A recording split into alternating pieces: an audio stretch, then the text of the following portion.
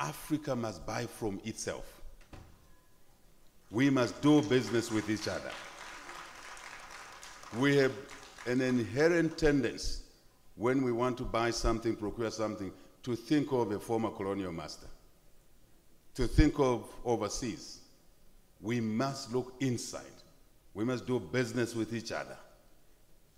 We are the continent that trades, invests in itself the least. Wake up, Africa. Rise up, Africa. Africa without borders. Please don't forget to like, share, and subscribe. Thank you very much, moderator, President Nana, President Ruto, my brother from Libya, heads of state and government that are here, distinguished leaders of various institutions, our institutions, ladies and gentlemen. First is to thank President Nana for convening this conversation platform, and also to thank the AU, our AU, for availing us a window within a very busy schedule whilst we're here. But also to thank the speakers that have already spoken, the good things that they've said. I totally agree with President Nana, and we must be bold and take decisions, and also my colleague from Libya, from Kenya, for what they've said. I think the important thing is that we must agree, accept that we had intense debates in the past. We had issues, we have issues with the global financial architecture. Those debates sometimes were misunderstood, gravely misunderstood, especially between the North and the South. I think we are okay now. We are almost on even ground. And on the basis of that, we want to encourage ourselves to move on, to get the job done. I remember when we met in June in Paris, it was a very intense debate. But we are okay with that now. I think checking with colleagues that we interact with individually as heads of state from the North, I sense that we have some convergence. I'm repeating that, so that I lay the basis for us to make progress, to support what President Nana has said. But as we do that, I just want to remind ourselves about the very basics that provoked this debate, that drove the need to change the global financial architecture.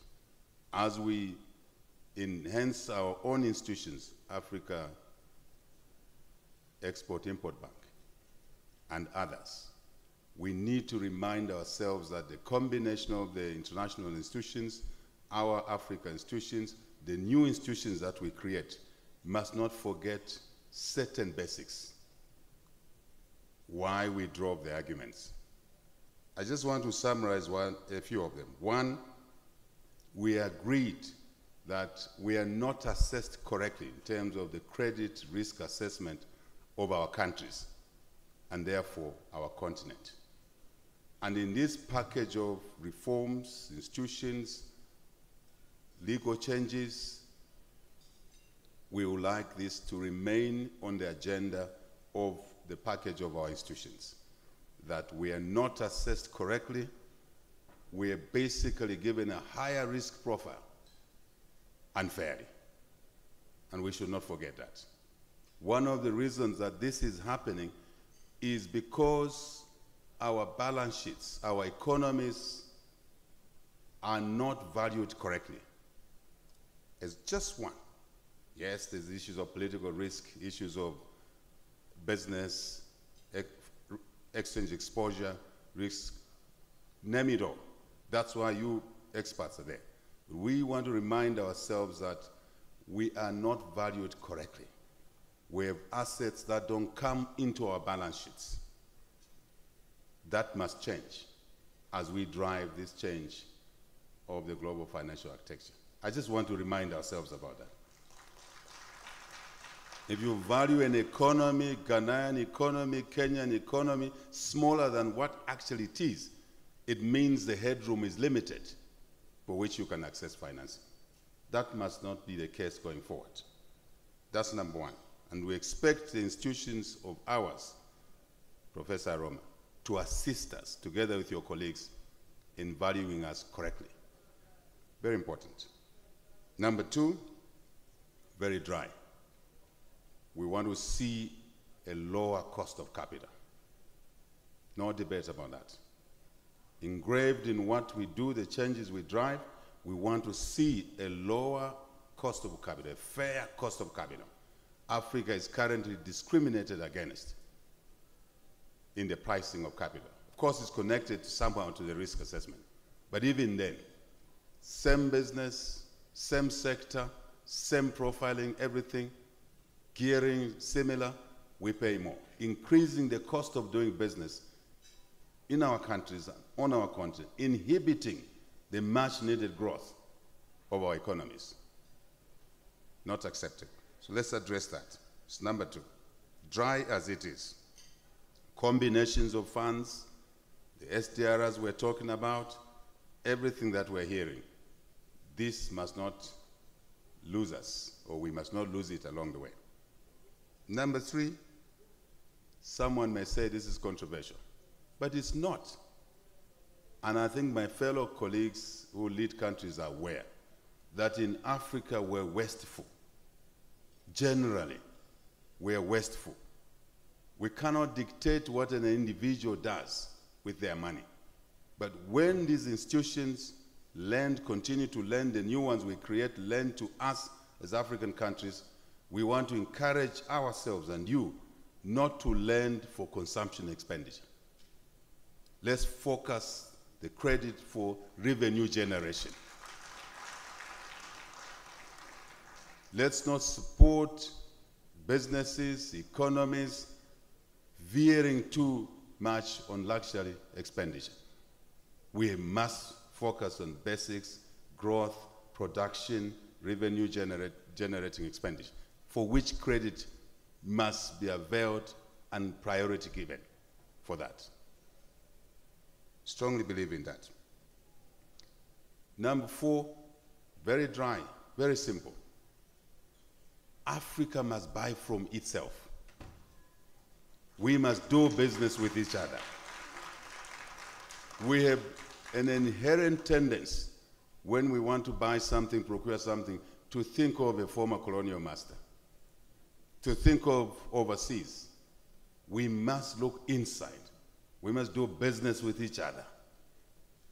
We are the continent that trades, invests in itself the least.